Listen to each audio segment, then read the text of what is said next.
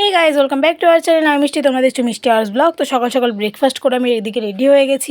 আমি কিন্তু কোথাও ঘুরতে যাচ্ছি না, তোমরা ভেবো না যে গরমের মধ্যে কোথাও ঘুরতে যাবো, মাথা ব্যথা খারাপ হয়নি আমার। তো গাইজ আজকে ছিল আমার একটা কাজ, তো তোমরা ভিডিওটা শেষ অবধি দেখতে থাকো যে আজকে আমি কী করলাম। তো এখানে আমার সব জিনিসপত্র গুছিয়ে নিয়েছিলাম, তারপরে এখানে একটু স্কিন কেয়ার করে নিলাম। স্কিন কেয়ার বলতে জাস্ট টোনার, গরমের মধ্যে কিছু দিতে ইচ্ছা করে না। তো এখানে আমি পুরো রেডি হয়ে গেছি, একটুখানি জাস্ট লিপ বাম দিয়েছিলাম, তো রেডি হয়ে গেছি। তো এখন যাবো ক্লায়েন্টকে আনতে। তার আগে আমার মা আমাকে বলছে এদিকে আয় বাবু, একটা কাজ আছে। এখানে গেলাম, আমাকে টমেটো ঝুড়ি দিয়ে বসিয়ে দিল।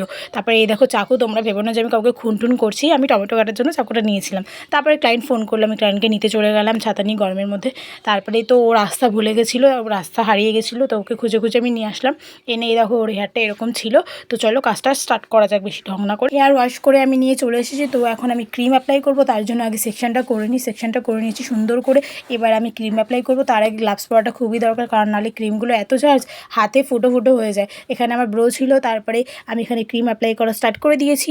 তো দেখো আমি কিন্তু কাজ করার সময় খুব সিরিয়াস, আর এমনি সময় কিন্তু খুব ফানি। তারপরে এখানে ক্রিম অ্যাপ্লাই করা আমার হয়ে গেছে, আর এখানে আমি একটু দেখাচ্ছিলাম আমার খুব কষ্ট হচ্ছিলো, তাই কোমরে ব্যথা করছিলো, দাঁড়িয়ে কাজ করতাম বেশিক্ষণ। তারপর আমি হেয়ার ওয়াশ করে নিয়ে চলে এসেছি। এবার নেক্সট ক্রিম অ্যাপ্লাই করবো, তার আগে আয়রন করে নিতে হবে। তো আমি এখানে সেকশন করে নিয়েছি আয়রন করবো বলে। এখানে আমি আয়রন করার জন্য মেশিনও নিয়ে নিয়েছি। তো চলো আয়রনটা করা যাক। এখানে আমি সুন্দর করে আয়রন করে নিয়েছি। এই জায়গাটা আমার খুব ভালো লাগে, আয়রন করতে আমার প্রচণ্ড ভালো লাগে। আর নিজেরা যেই কাজটা করবে সেই কাজটাকে যদি মন দিয়ে করো, ভালোবেসে করো, তাহলে আরও বেশি ভালো হয়। তারপরে এই দেখো এখানে একটুখানি আয়রন করেছিলাম, ওটাই দেখাচ্ছিলাম। এই দেখো কথা বলতে বলতে পুরোটাও আয়রন করা আমার হয়ে গেল। তো তোমরা দেখো কীরকম লাগছে।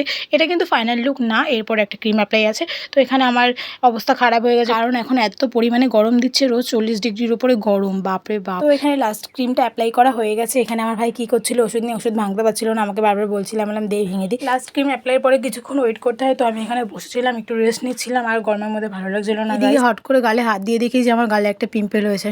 জানি না, আমার জীবনে এগুলো হয় না, হট করে হয়েছে। তো ভালো কিছুর জন্যই হয়তো হয়েছে।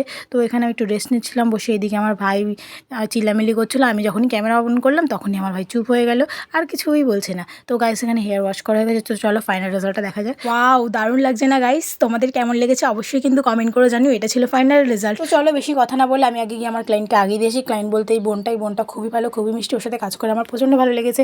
তো গাইস এই বোনটাকে আমি টোটোতে উঠে ওকে টাটা বললে আমি চলে গেলাম বাড়ির দিকে। তো গাইস ভিডিওটা কেমন লাগলো অবশ্যই বলো, আর লাইক কমেন্ট শেয়ার সাবস্ক্রাইব করতে ভুলো না। আর ফেসবুক থেকে দেখলে ফলো করে দিও। আর হচ্ছে গাইস এইদিকে আমার তোমাদেরকে হাত দিকে আমার হাত দেখালাম, আমার হাতটার অবস্থা একদম বাজে, পুরো ফুলে গেছে, কাজ করলে এরকমই হয়ে যায়। তো ফাইনাল রেজাল্ট ছিল এটা। তোমাদের ভালো লাগলে আমাকে ইনবক্স করতে পারো, কমেন্ট করতে পারো যদি আমার কাছে তোমরা করতে চাও। গাইস আমি এখন থেকে 3 মিনিট 3.5 মিনিট এরকমভাবে ভিডিও দেবো, কারণ 1 মিনিটের ভিডিওতে কিছু বলা যায় না। তো তোমরা একটু সাপোর্ট করো, আমি আরও ভালো ভালো মিনি ব্লগ নিয়ে আসবো। টাটা।